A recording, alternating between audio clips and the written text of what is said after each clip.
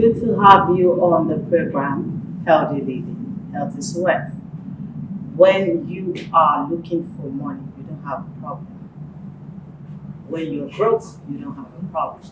But when you have challenge with your health, then you are in for a big problem. I am Blessing Ofomio. Today we are talking about cholera, and with me on the program is Dr. Melody Akinyemi. Stay tuned.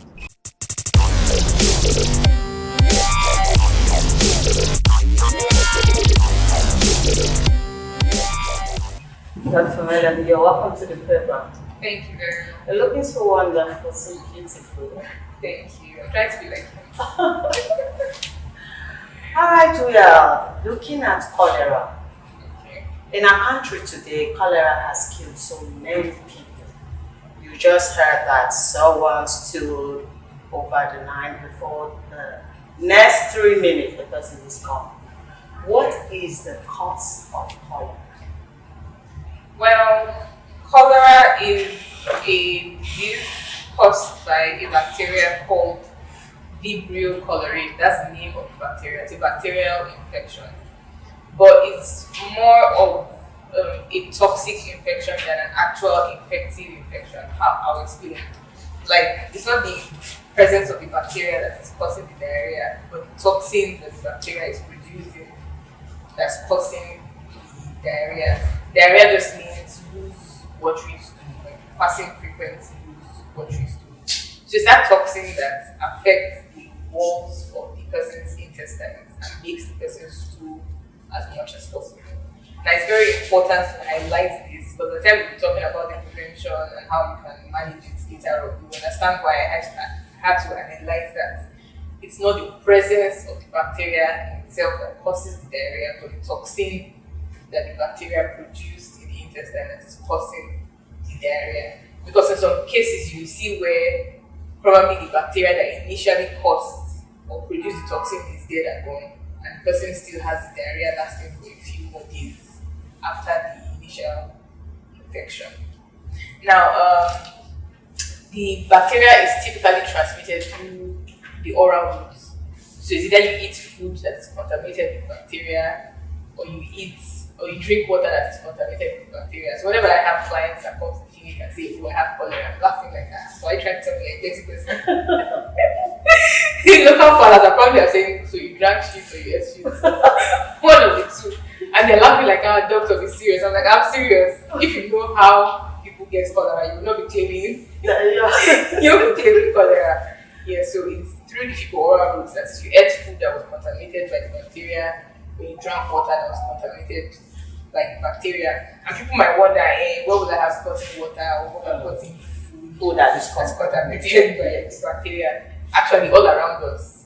I stay in Lagos, which is a very busy and big city. So a lot of us have to eat out to survive. If you're not sure of the person preparing the food that you're eating, you're in trouble.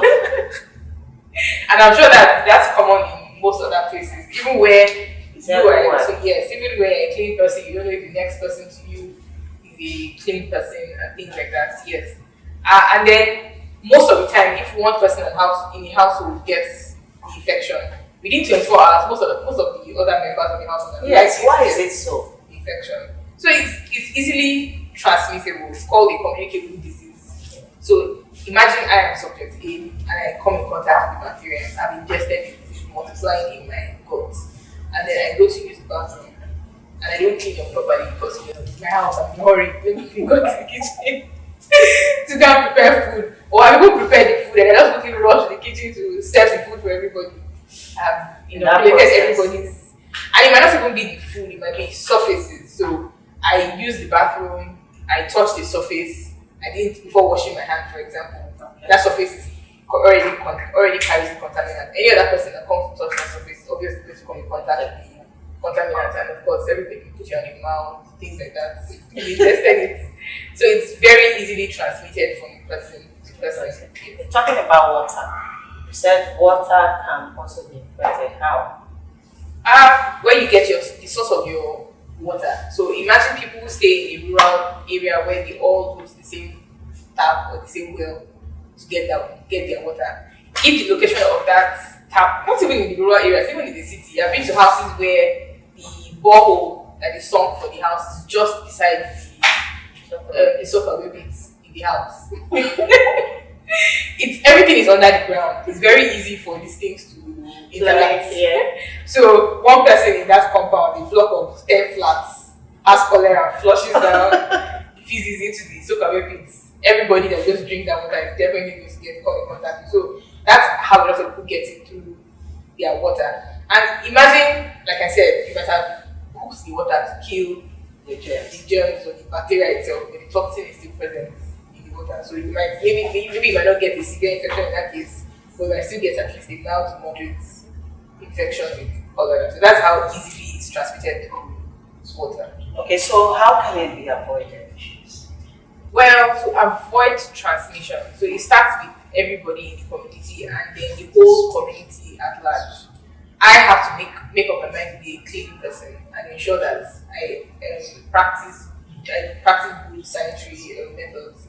Wash your hands after coming in contact with anything, things like that. Make sure you wipe all surfaces properly, cook your food properly, make sure you process your water as well as you can.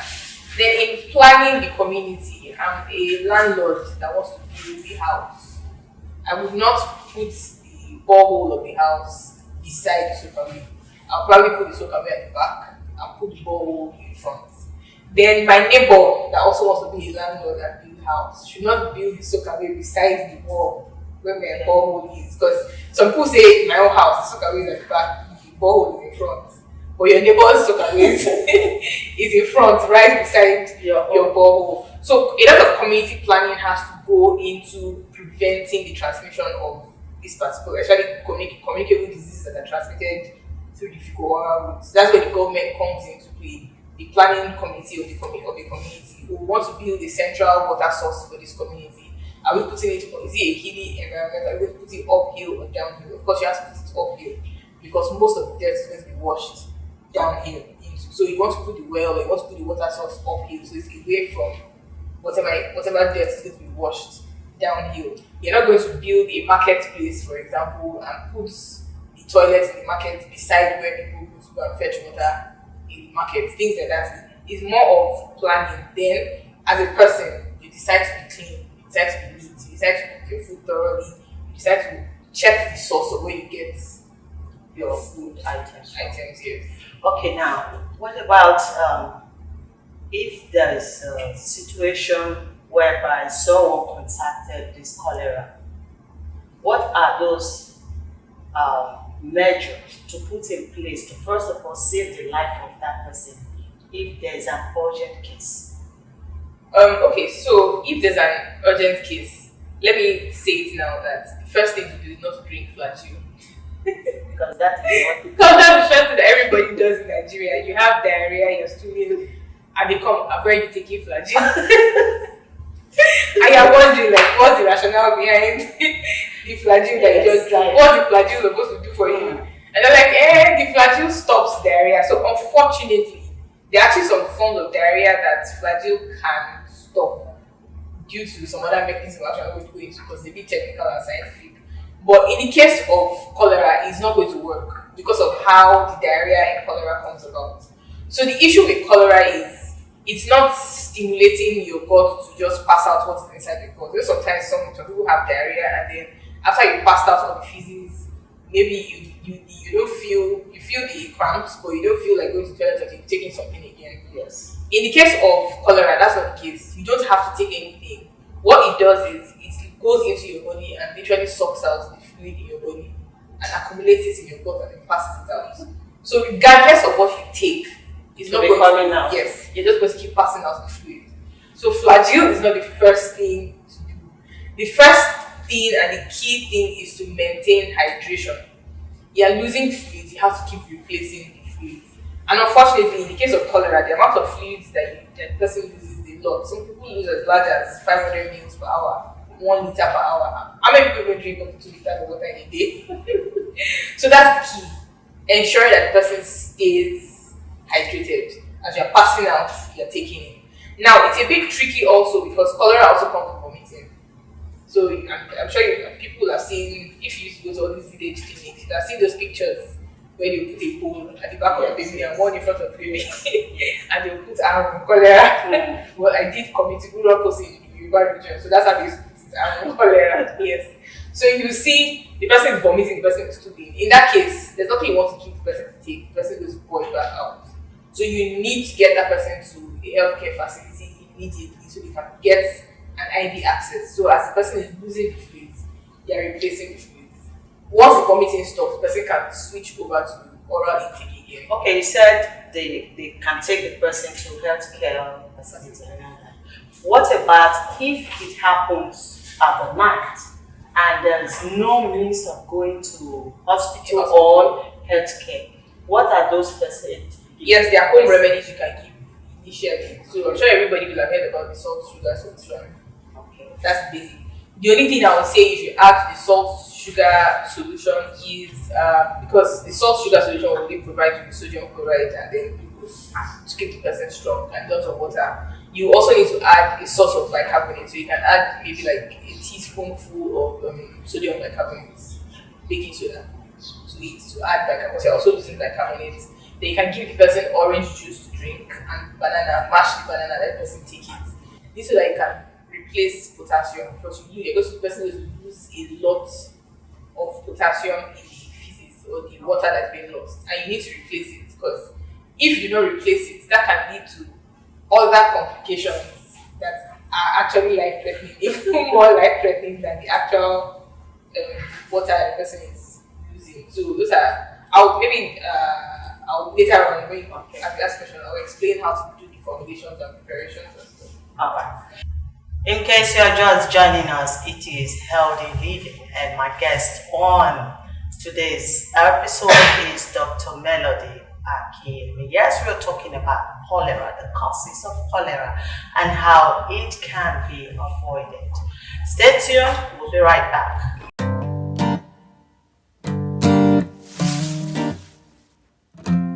Hi, Tony Akinyemi is my name, and I've written about 20 books to date.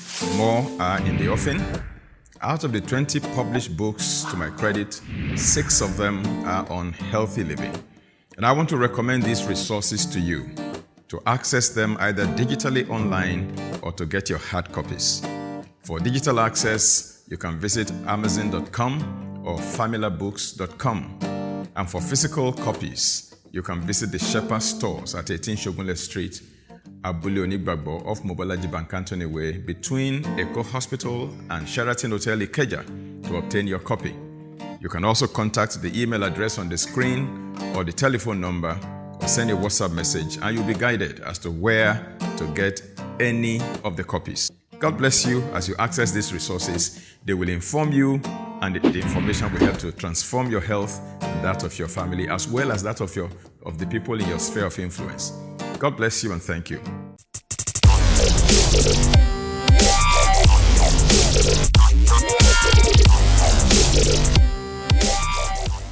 Good to know that you're still there. In case you're just joining us, it is Healthy Living.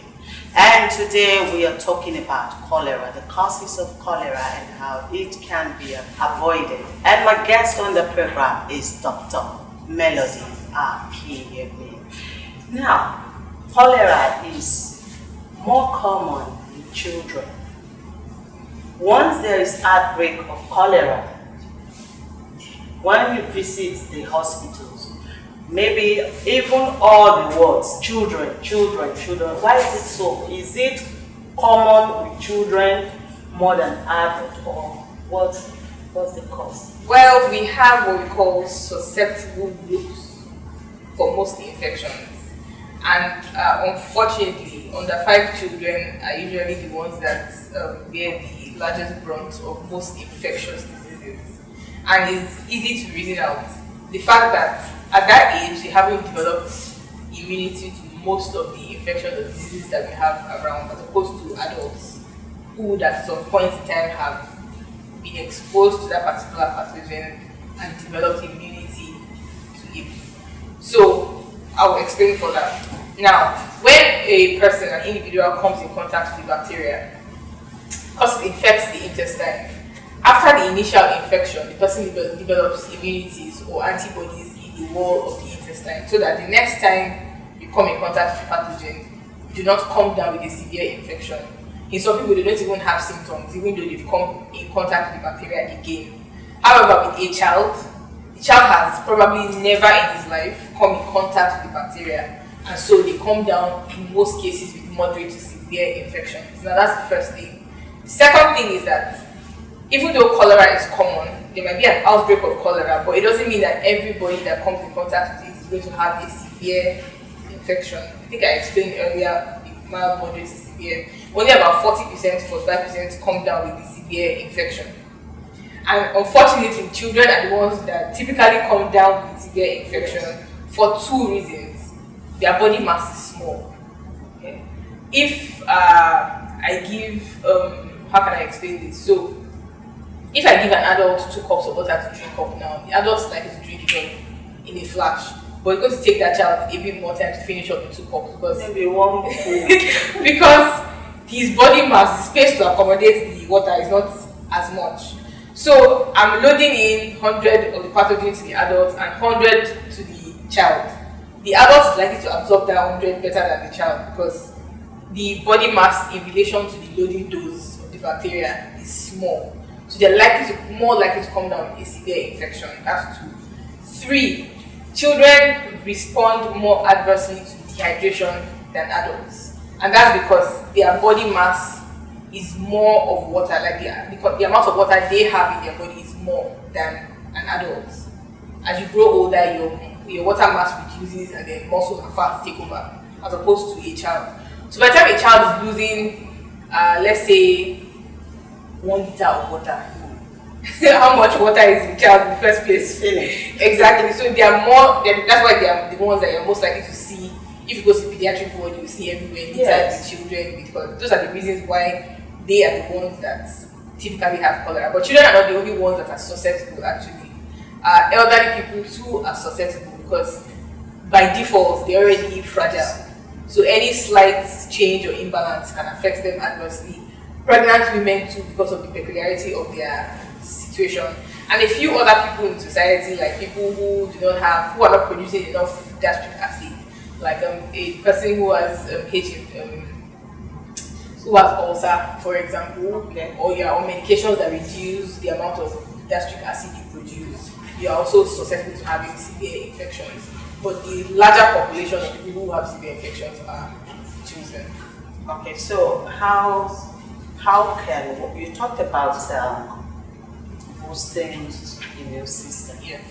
How can one boost this immune system? The immune system. Okay, so if you want to prevent coming down with severe infections with things like cholera, people who are generally malnourished are the ones that are likely to develop such issues. So first of all, I generally tell people that to boost your immunity, you have to eat a lot of fresh fruits, you have to eat a lot of fresh vegetables, you have to eat a balanced diet. Now I know everybody hears about balanced diet, balanced diet. If you ask a child of 5, what's balanced diet, they'll tell you what balanced diet is. But we really do not take this home. We just learn it in school, talk about it on the surface, and still go back to our basic rice and beans and pounded yam and That's the balanced diet. That's the balanced diet. But balanced diet is ensuring that you are eating from adequate amounts from every single class of food. Now, for children in particular, they are at risk of certain types of malnutrition, protein energy malnutrition, for example, which can actually predispose them to coming down with severe infections. Because a lot of the things that your immune system uses, that your body uses to fight off infections to keep you healthy, are protein based. So if the child is deficient in protein, for example, or different, protein energy malnutrition, the extreme forms are the marasmus and kwashiorkor. Yeah, we don't talk about. But not everybody comes down with marasmus and kwashiorkor, but a lot of children actually have some degree of protein energy malnutrition. When you check their hair, someone that the father and mother have black hair, but the child's hair looking brown, it's actually protein energy malnutrition. It's not that the child is special. So you see that by the time the child grows older, the hair becomes black, and you wonder what happened to your hair? Because the child was malnourished growing up. So we need to give them a lot of foods that contain high quality protein.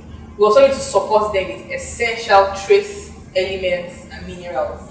And frankly speaking, you will not get these trace elements and minerals from rice, gari, and the soup that we've cooked.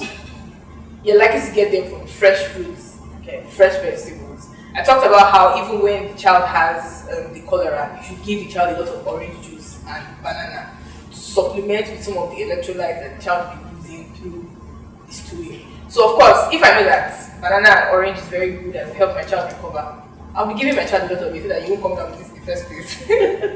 So these are some of the simple things that people do not do or do not pay attention to, but actually affect the child and affect the child's response to the infection when they come in contact with it. And that thing is vitamin A deficiency, which is actually quite common. That's why now we have compulsory vitamin A supplementation when you go for vaccines, childhood vaccine. They give them compulsory vitamin A supplementation because the deficiency is quite common and it can predispose the person to coming down with severe forms of infection, and one of it will be cholera. You talked about community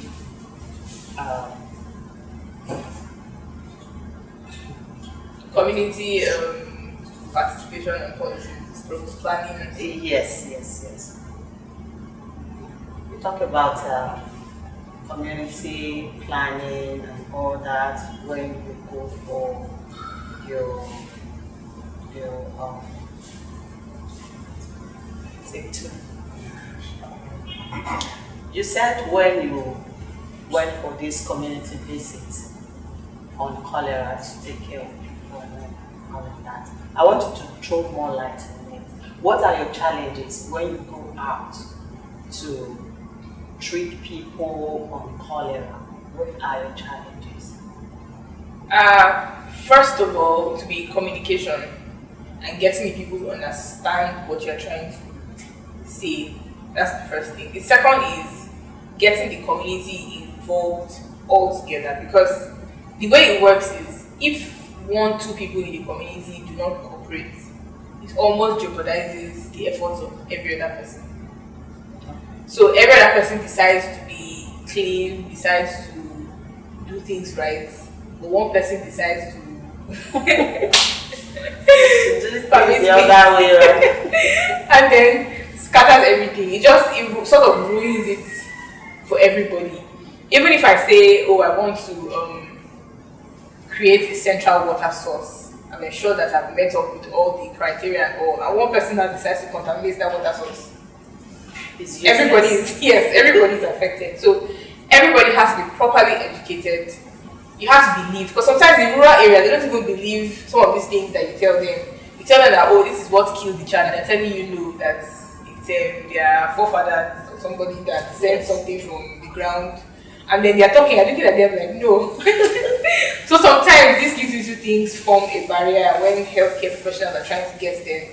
And then even when you tell the mother, okay, if your child does this, come to the health center or call the so-and-so person and let us help you out, they won't answer you.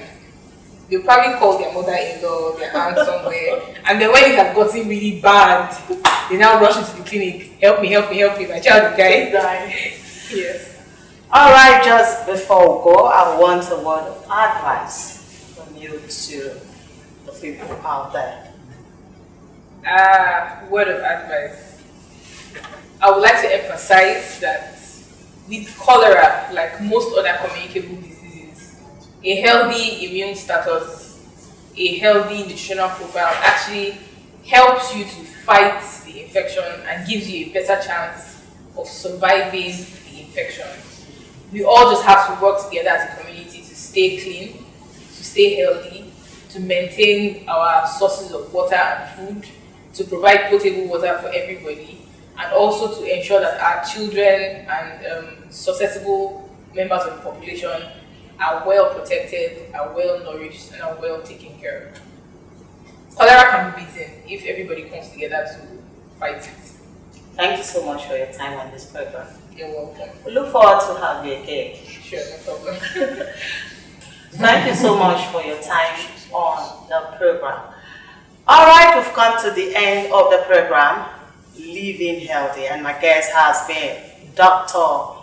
Melody Akinyemi. She did a whole lot on this topic, and I believe that you have learned something today. And also, she said the key to avoid cholera is stay clean and stay healthy. Remember, health is wealth. I am Blessing of Omeo. We'll do it again next week.